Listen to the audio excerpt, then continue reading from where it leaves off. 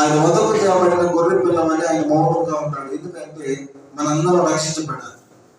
ఆయన చేతకాక కాదు, ఎదిరించలేక కాదు, ఎదిరించడం చేతకాక కాదు, కానీ మనందరం రక్షించబడాలి అనేది దేవుని ఉద్దేశం. కాబట్టి యేసుక్రీస్తు మౌనంగా ఉండి ఆయన చేయాల్సిన కార్యం చేశాడు. ఏం చేశాడు ఆయన కార్యం అంటే, మనుషుల చేతులతో చేసిన పాపముల కొరకు ఆయన చేతుల్లో బెంకులు పట్టబడ్డాయి.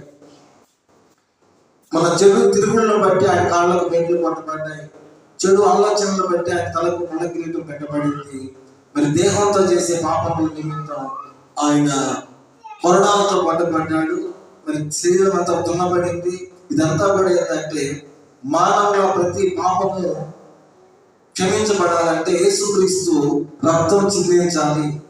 రక్తం చిందించబడదే పాపానికి క్షమాపణ లేదు. కాబట్టి అలాంటి క్షమాపణ ఇవ్వడం కోసమే యేసుక్రీస్తు లోకంలో జన్మించాడు.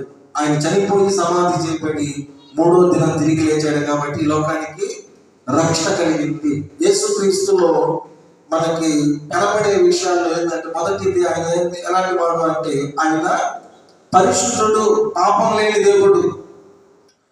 రెండోది ఆయన ఎలాంటి వాడు అంటే, ఆయన క్షమించేవాడు, ప్రేమించే దేవుడు.